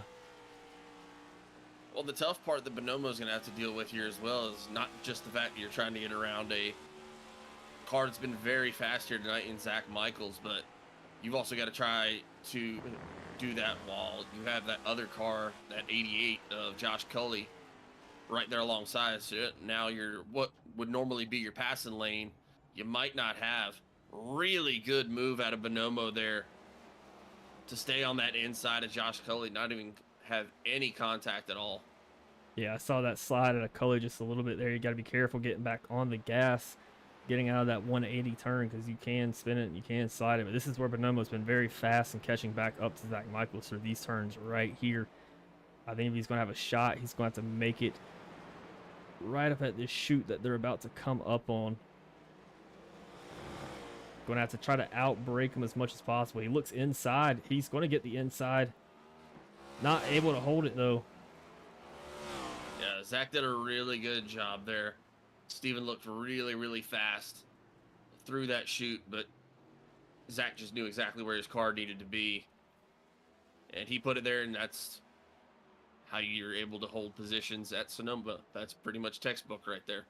Yeah, really good move by that 34 car there, and Zach Michael having a good night tonight.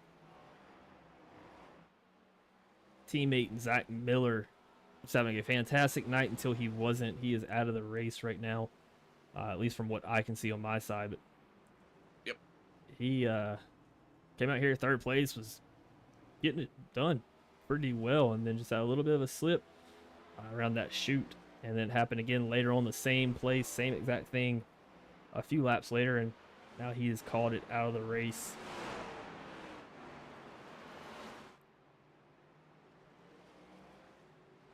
See if we can check back in the comments saying probably a good thing I missed this one. You will, Gary. You will never hear John happier to be in the broadcast booth and not behind the wheel than when it's at a road course. Absolutely, man. This is just not for me. I'm thrilled that people love it, but again, this ain't it, Chief.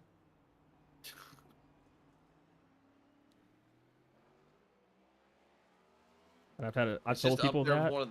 I've told people that, and they're like, "Well, that's a skill issue," and I agree, it is a skill issue, 100%. At the same time, just give me left turns. Just keep it simple, y'all. Yeah, like you said, it's one of those things that you can think of a million examples. I understand why people like it. I'm glad people like it. It's not for me. Like pina coladas. Who does not like pina coladas? Me. Wow. See, that's just a hot take. It's just in the list of tropical drinks. I find myself on a beach. The sun is hot. I'd like a refreshing beverage that can be consumed by someone over the age of 21 legally in the United States of America. I'm going daiquiri. Yeah, but just to say you don't like them at all, Just in general. that's harsh.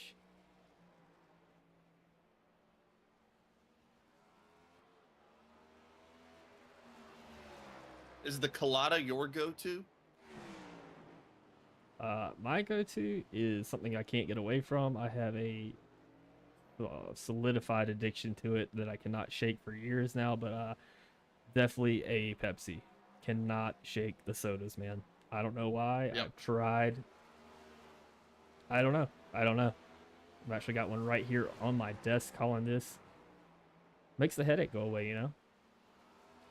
Hey, what works, works. And I think that might be some kind of diabetes playing up, but somebody that is dealing with a headache here tonight, Stephen Bonomo, got his hands full trying to get around Zach Michael. Michael has been doing a fantastic job holding him off. With 5 to go, coming down the front stretch and making it through the stripe.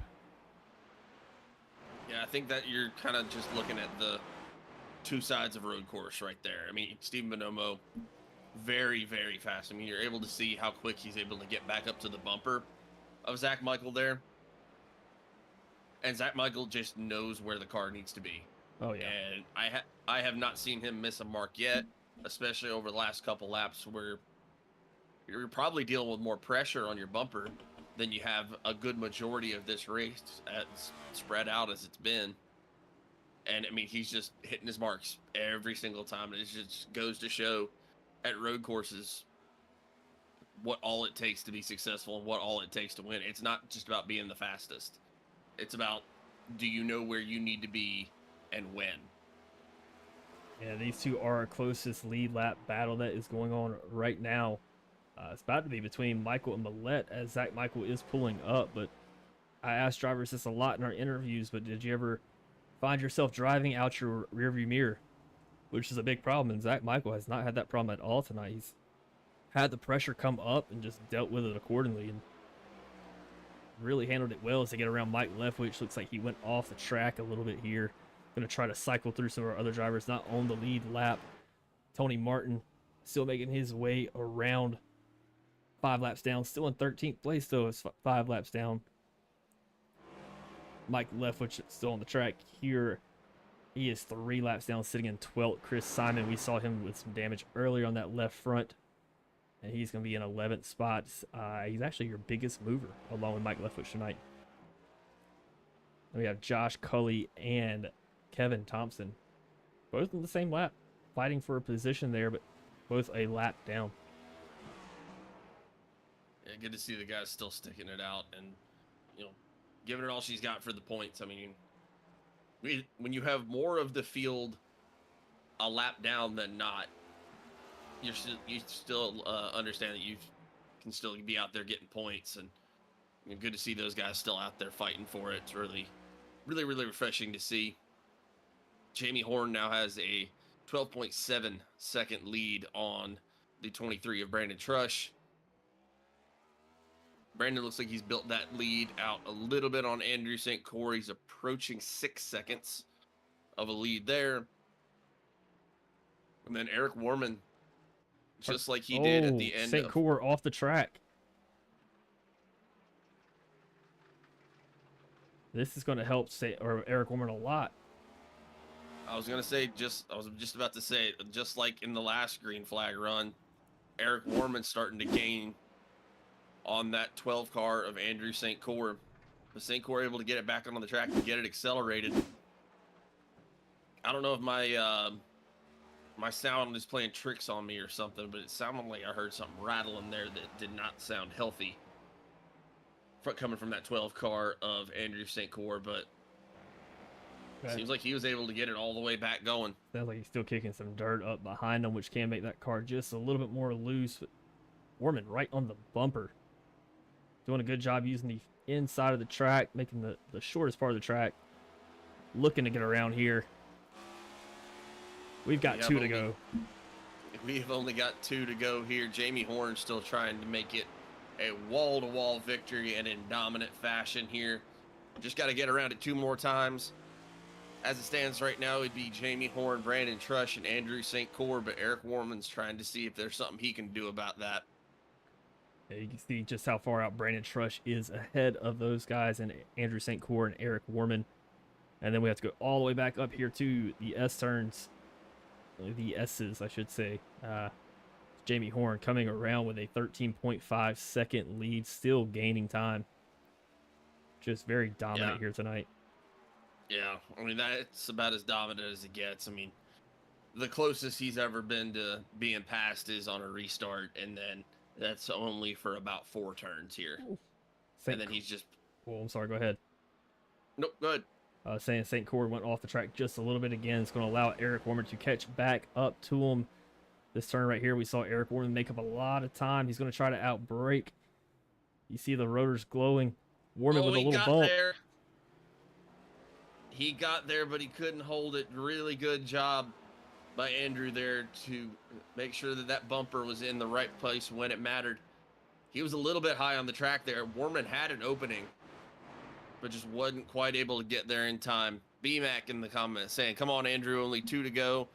And then also letting me know that I'm the wrong one for disliking pina coladas. Absolutely, you are. Eric Warman and Andrew St. Cour making it exciting tonight right here. The last 2 laps. Fighting for that P3 spot. Check out the back end camera. Oh, a little bump. I was going to check out the back camera from Andrew St. Cour to see how close that was, but Warman trying to make his move there. Answer. Close. Oh, Warman goes off the track a little bit. This is going to give St. Cour a big old jump out ahead. He just cannot overdrive it.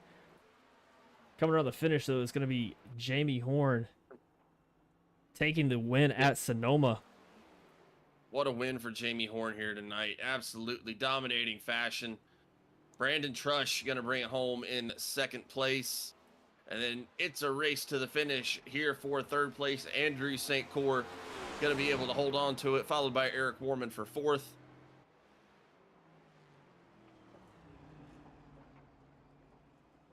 And it looks like Zach Michael going to be able to get around, and looks like Zach Michael's going to bring it home in 5th place. Bonomo trying to give it everything he's got to get around Tyler Millette there, but Millette staying out front. He's going to come home in 6th.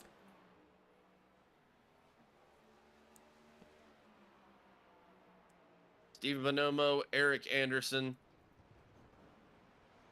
and Josh Cully, followed by Kevin Thompson, going to round out your top 10. Now let's see if Jamie Horn can find himself a burnout spot here. Hopefully it's right in front of our cameras that we have set up. Dominating fashion tonight here in the Group 6 Cup Series. Here at Sonoma, Jamie Horn, well-earned and deserved victory. Let's see a burnout, baby.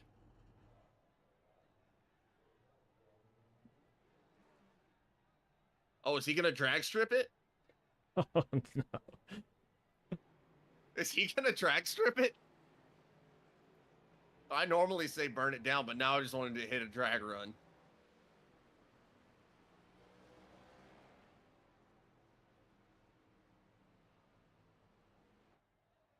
See if we can get a camera right behind him here. Jamie Horn just came over the radio and said, I want to run on the drag strip with somebody. Somebody come over here and race.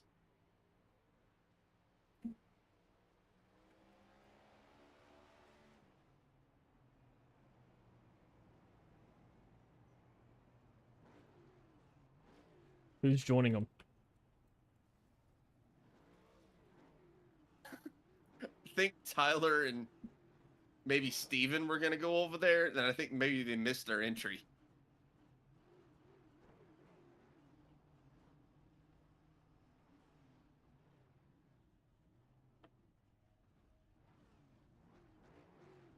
Yep, there comes Tyler Millette.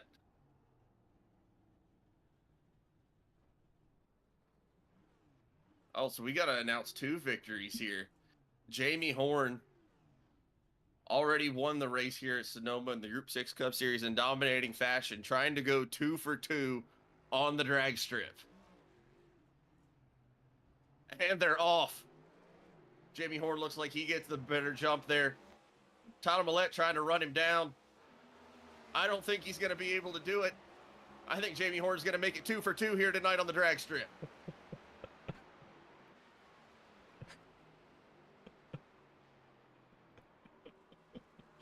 And now you can burn it down. Just wanted to get that second victory in there. Not only can this man turn right, he can go really fast in a straight line. Well done, Jamie Horn. And congratulations as well to our other drivers in the top 3. BMAC, as always, in the comments, cheering on Andrew, saying, way to go, Andrew. Congratulating him on his top 3 finish. And Kathy Trush in the comments saying, second place, awesome job, Brando, number 23. Great race out of both of them as well. Very consistent, very safe runs. Able to come out of a very, very difficult Sonoma Raceway with a great finish tonight. While we try to chase down our top 3 here, I'm still laughing about the drag strip here, man. But I really wish you had said while we try to drag in. Oh man, I wish I set up a camera for that now. That would have been so much better. But I want to run through the results board for the night. Thank you everybody for joining us here tonight. Finishing first place, Jamie Horn in dominating fashion, going wall to wall, taking home that victory. Going to maintain his lead in the points tonight. Brandon Trush, 2 races in, already got a top 3 finish. He's going to be coming home in second place tonight. Andrew St. Cord, part of that BMP team. I believe this is going to be maybe his 4th podium in a row. At least 3rd. But he's going to be in 3rd place. Eric Warman, 4th place, giving us a show there at the very end. Zach Michael looking mad fast there in the last few laps and really the whole race, but coming home in 5th. Tyler Millette in 6th place. Stephen Bonomo, 7th place. Eric Anderson in 8th. Josh Coley in 9th. Kevin Thompson, 10th. Chris Simon, 11th place. Mike Leftwich, 12th. Tony Martin, 13th. Chris Leftwich, 14th. Zach Miller, 15th. Adam Garner, 16th. Gary Armijo in 17th. And Bill Gentry in 18th. And I actually think Nick Atwood, I'm not sure, put down a single lap tonight, but he will be getting pretty much a start part for this in 19th place. Yep. That is correct, sir.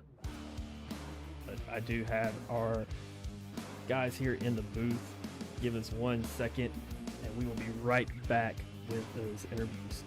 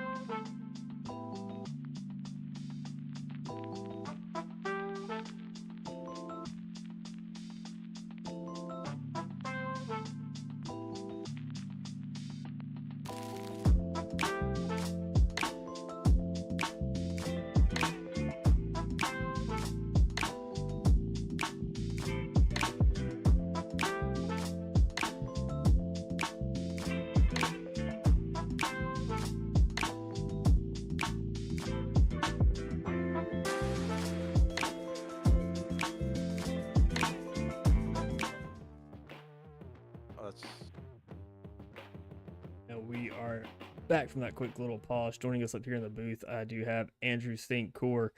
Try to get you up here just a little bit differently this time. Uh, see, working on Yeah, some get the transitions. worst one. Get the worst one first, so I can get this interview over with. Absolutely not. Remind me, is this 4 top threes in a row, or is this 3 now? I know we're at least at 3. Oh my goodness, I don't see that we had the break, right? Like we had that break between the Atlanta races, and honestly, I don't even remember where we were before Atlanta. Where were we before Atlanta? Was it Pocono? No, Pocono. I can't remember. Was it? Yep, Pocono. And I think I was second there. Yeah, so this is four top threes, I think. So yeah, Congrats, making a really and good push here, man. I mean, move yourself in the points. You're yeah. still going to be in second, 18 points behind Jamie Horn. Tell us about Sonoma and how that car handled tonight. It was it handled really well considering I'm just not a rogue. I mean, you hear that stuff all the time, I'm sure. I think I got on the sim about an hour before the race, and those were the only laps I put in. The set was really good. Long run though, I was cooking my fronts and I was just getting too tight. And and really I mean, I was mirror driving for the last 4 or 5 laps, watching Eric gain on me and at the end of the race. And he did it the first stint too. He got me by like 6 seconds back, and then he caught me. And then he did the same thing on the last stint. Now, the last stint, the difference between the first and the last stint, the first stint I stayed, I fell off my times, but I didn't get off tracks. Kept it pretty consistent. I just wasn't that fast. And the second stint, I thought everything was going really good, and then I had a couple bad slides coming out of turn 2, going up the hill to the left, number 3, and I think I got in the dirt, locked up pretty hard. I really heated up my fronts way too much there, and that was like with 3 to 4 laps to go, and I think I gave up like, I don't know, 2 or 3 seconds on Eric in that one on that one lap. And then after that, I would just mirror drove for the final 2 laps, and I just hoping that he wasn't going to get me. And he had some great runs, especially into turn 11. And of course, the only way you're gonna, I had to get down in front of him, of course, to block he seemed to be able to get into the corner better than me. Anyway, I was just lucky to hang on to third. I couldn't believe I did, quite frankly, and I can't believe I'm up here for an interview. So, but I'm definitely happy. Jamie was just class of the field, and Brandon had he had a great run too. Really impressed by Brandon, and of course Jamie. I mean, we were just laughing. He must have had SVG in the cockpit, I think. So, I guess we'll never know though, will we? Anyway, but he can't tell me otherwise. I'm just kidding. No, he was definitely class of the field. So Absolutely. good for him. We did notice there at the very end, Eric Warman making some great runs. I know you said I was going to ask you where you thought he had the best advantage of you. I thought it looked like probably turn 11, making that 180. He was really trying to put his nose down there. Was there anywhere on the track you felt more confident at tonight? Yeah, I seemed to get through the S's better. And he seemed to be able to make ground. Like when I wasn't off track, I really didn't have many off tracks. I had 2 off tracks all race until the final, I think 3 laps. Then I got 5 in those 3 laps. So I felt like I did pretty good with only 2 X's up to that point. And then, but if I was just running my line and having good lap times or consistent lap times, he seemed to get me. He was better through turn 11, and then we kind of held even until I don't know, he got up into turn 3 better than me for sure, and then through that little uphill into what 5, or I can't remember all the numbers, Yeah, but one of them. and yeah, and he seemed to get through there better. But when I was able to get into turn 6 good and get the run down into turn 7, I seemed to be able to kind of even him out there. Then I was better through the S's, and then he would gain on me again into turn 11. So it seemed like it just kind of went back and forth there for a number of laps.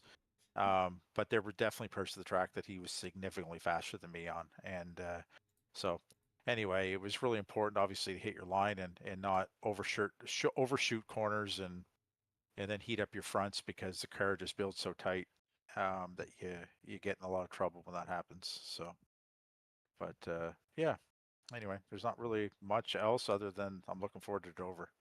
Oh yeah, So, absolutely. That's gonna be a fun track there. But before I let you go, any sponsors or shout outs you want to give? Yeah, I got to thank the team. I mean, I think a couple of the guys. I know Gary unfortunately had to work tonight. Um, I just see the chat there. Actually, good thing he had to work. So anyway, that's funny. And Nick, yeah, I think he had to start in park, and I think Kev had a rough one. I got a top 10 out of it though, so that's good. I mean, it's important that guys continue to show up even on tracks like this. Uh, that aren't always the most popular, but we grueled through it, and so good on everybody for showing up tonight that did, and congrats to Jamie. Thank you guys for the broadcast, and thanks of course for BMAC for watching tonight. So and yeah, and best wishes to Daniel. I think he's going to be out of commission for a little bit, and hope he recovers well and is doing well. Absolutely. Well, congratulations on third place tonight. Looking forward to having you back up here next week at Dover. Thank you very much. Have a good night, fellas. All right, man, have a good one. take care, man. That is going to be Andrew St. Cour, making it 4 straight between Pocono, both Atlantas, and here at Sonoma tonight for a top 3 finish at least. Still chasing down Jamie Horn, who was your winner tonight, but not a bad way to do it. Keep up there in the points. Coming up next, I do have your second place finisher in Brandon Trush. See if we can get him up to the booth. Brandon, you got a copy list in the booth? Yep, I got you guys. Well, welcome, man. Second race in, already up here in a podium spot. Congrats on P2 tonight. Tell us about this track and how you felt coming into it. In all honesty, I felt pretty good coming into it. As you guys know from past leagues, I do like road courses, so I was confident running 14.8s all day yesterday. I get into practice and I saw Jamie's timers. I'm going to call him SVG, and I was like, well, second place looks pretty good tonight. No, I remember in the other league you referenced, Jamie racing that too, and he was pretty fast there. I was curious to see how you two battled it out. I had a feeling it might be this way between you two tonight, but was there any part of this track that you felt like was a weakness or a strength for you tonight? Uh, the final turn I was struggling on, and then coming up the hill out of turn one, I was having some problems, and I didn't want to push too hard. I don't think anybody really did. Jamie kind of got out front there on the first stint and he was gone. So, we'll just run practice laps, try to get him at the caution. Caution, he did the same thing. And I had Andrew there for a little bit. He was giving me a run for my money until we both kind of biffed it coming out of, what is that, 11, the last turn there. And Yeah. I got some time on him, and as soon as I got out far enough, I just coasted to the finish. Jamie was just too far gone. Now, we did notice between the first stint and the second stint, it looked like Jamie Horn was adding about a second per lap on that first stint. The second stint, he kept it down to maybe about half a second, maybe a little less per lap. Was there anything that you changed or adjusted in the pit stop? I didn't change anything, just wanted to leave the car as it was. I didn't want no surprises on the track. I felt confident I could be in second or third by the end of it. First was kind of out of the question. Like you said, on the first stint, that man was gone. And on the second stint, we were talking and he said he was, just getting the car around the track, getting it to the end, no mistakes. I know that all too well. It's a hard thing coming to the end, trying to keep it together and not wreck it, even with a 10-second lead out there, but also in second place. And you have that shorter lead on St. Cour. But heading to Dover next week, what is your thoughts on Dover? Usually me and Dover don't get along too well, but I'm hoping I'll do some practice early next week and try to get some good times in, and hopefully I can be back up front again. Absolutely. Before I let you go, any shout outs or sponsors you would like to give? I'm sorry. I think I was on mute there. Any shout outs or sponsors you would like to give before I let you go? Just my fridge sponsor, Clem Speed Shop, and that's my mother out there always saying "Go Team Trust." So I didn't know she's always watching, so thanks to her. Absolutely. We appreciate her watching, appreciate you being part of the league and coming out here and showing out, especially in that really nice Nap Daddy racing cart you got there. Looking at the footage right now, I think Shine's coming around the corners here at Sonoma, but congrats on second place, and we're looking forward to seeing you up here next week. Yep. Thank you guys. All right, man. Have a good night. You too. That is going to be your second place finisher in Brandon Trush. Again, second race for the Doghouse Racing League, and he is already up here in a podium spot. Not a bad way to start. Also, big shout out to Kathy Trush in the comments. Love having people supporting their people or their guys out here and cheering them on. Love reading the comments. Keep them coming every week. Keep supporting these guys. They're coming up to playoff time. But coming up now, we do have your first place finisher in Jamie Horn as he comes up here to the booth now. Jamie, you got a copy of this in the booth? Yes, sir.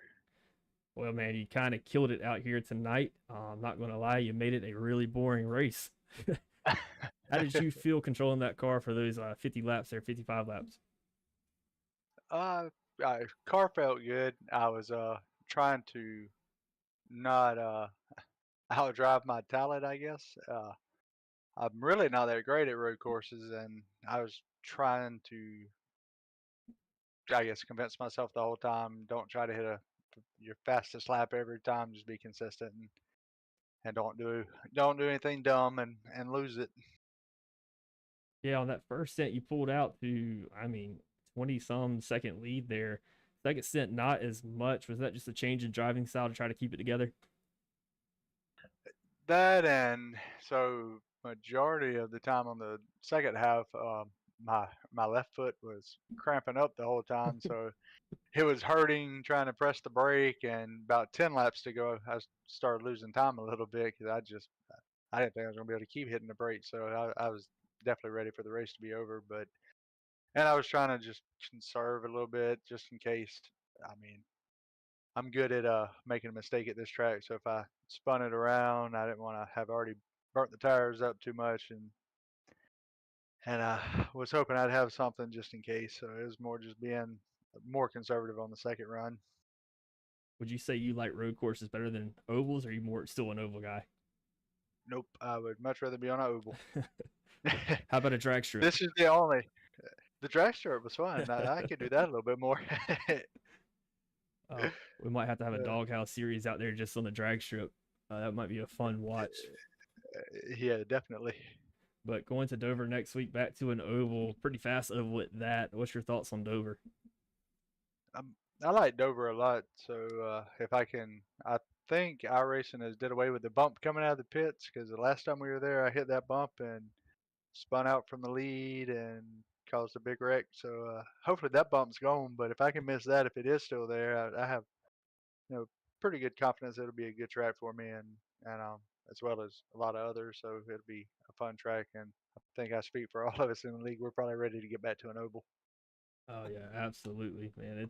It's fun watching these road courses, but I do not want to drive them at all. But congrats on P1 tonight. You're going to hold your spot in first place. You came in tonight 18 points above St. Cour for first place, with playoffs coming up soon. But probably going to move up just a little bit more tonight. Before I let you go, anybody you like to thank or any sponsors you want to shout out?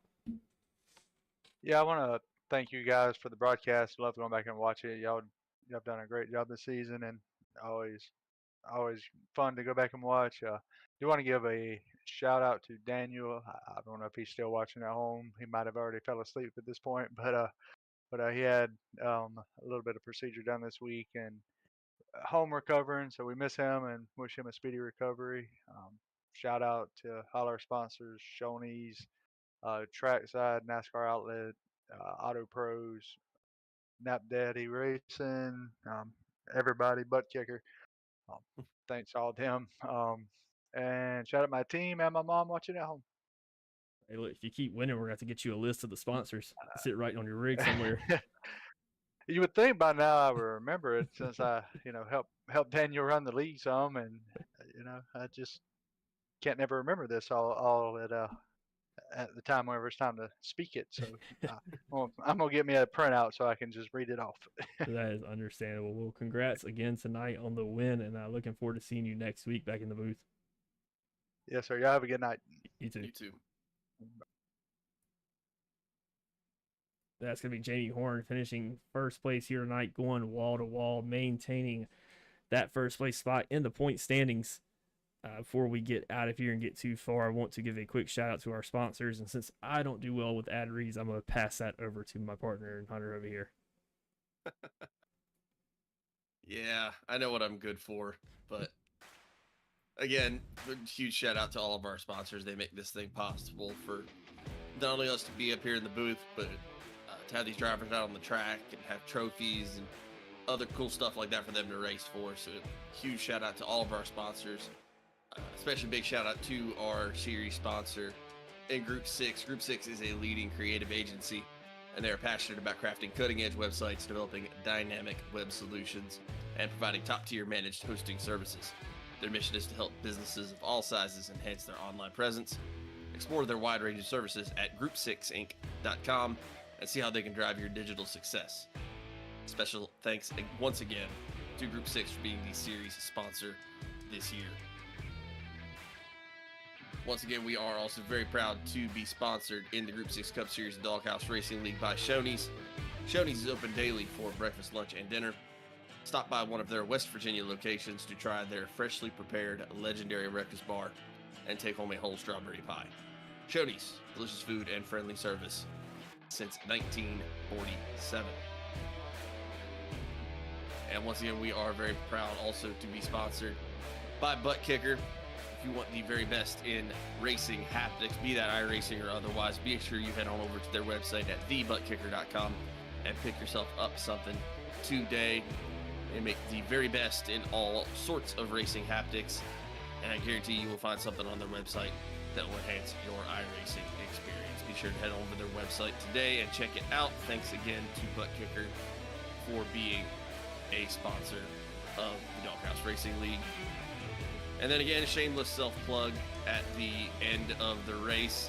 Myself and John make up Nap Daddy Racing. You saw a couple of Nap Daddy Racing schemes on some of these drivers, including your winner and second place finisher in Jamie Horn and Brandon Trush. We started Nap Daddy Racing a little over a year ago now as an iRacing design shop, still our specialty, but we've tried to expand to be your one-stop shop for all things iRacing. If you or someone you know needs a new paint scheme, a new design, a new logo, whatever the case may be sure to head on over to our website, napdaddyracing.com, and check out what we can do for you today. We also have plenty of stuff on the website for free, including some templates. We're going to have different camera packages for the tracks coming here very, very soon.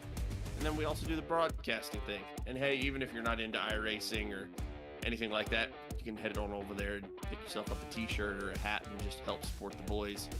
But either way, we are very, very proud to be a part of the Group 6 Cup Series and the Doghouse Racing League. Good. We are heading out. That is going to be it for us tonight. Thank you everybody for joining, for watching, for tuning in.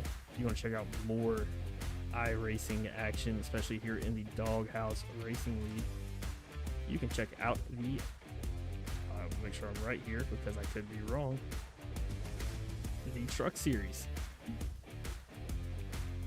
Looks like July 20th. I'm sorry, I want to make sure I got the right date because I know their season is coming to an end soon. July 20th, that's going to be on a Sunday night at Darlington Raceway in the trucks here on Doghouse Racing TV. That's going to start at 8 o'clock. You can also check out on Tuesday nights on Intensity Broadcasting on YouTube the ARCA series from the Doghouse Racing League as well. Kevin Thompson winning at Charlotte Motor Speedway last week, but that will be on Tuesday night at 8 p.m. at Dover Motor Speedway for those cars. And then if you want to come back and visit us again, we'll be right back here next Thursday night at Dover, 8 o'clock. Same place, same time, Doghouse Racing TV. See these guys go around Dover and try to hold it together there. But other than that, we appreciate everybody coming out, hanging out. Shout out to all the sponsors, Group 6, who supports the league, Shoney's Butt Kicker, Trackside NASCAR Outlet, and everybody else. Want to wish our admin, Daniel Wilkerson, a good recovery. Hopefully we can get him in the booth in the next few weeks if he's up to it, while he's waiting to get back on the track and drive a little bit. So miss having him out there. But other than that, any final thoughts?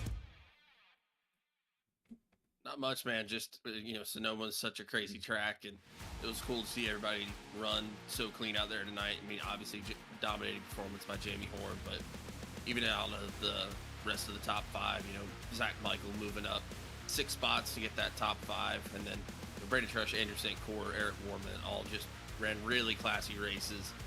Jamie was just kind of dominating this thing tonight, but they still went out there and put on a show, and it was just really fun to watch. I really enjoyed it. Great turnout tonight in the stream as well, so it was really fun seeing all the comments in there. I like how all of the drivers were shouting out that their moms were in the chat or watching the stream, so shout out to Mama Horn and B-Mac and Mama Trush for all coming out here and hanging out with us and cheering their boys on. But it was just really fun, man. I enjoyed it, and looking forward to Dover next week. Absolutely. Well, that is going to do it for us here tonight. Hope to see everybody back here next week. Thanks for hanging out. Last time tonight, I have been John Smith. And I've been Hunter Foley. We will see you guys next week. Take care, everybody.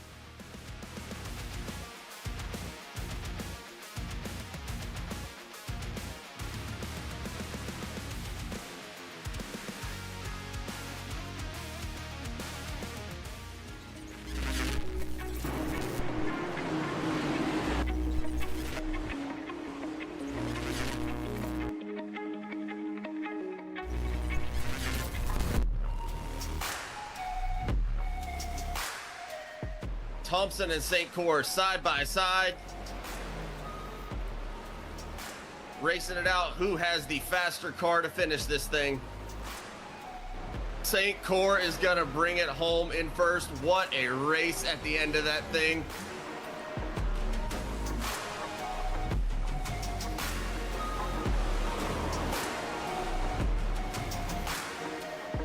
Caution, caution, caution.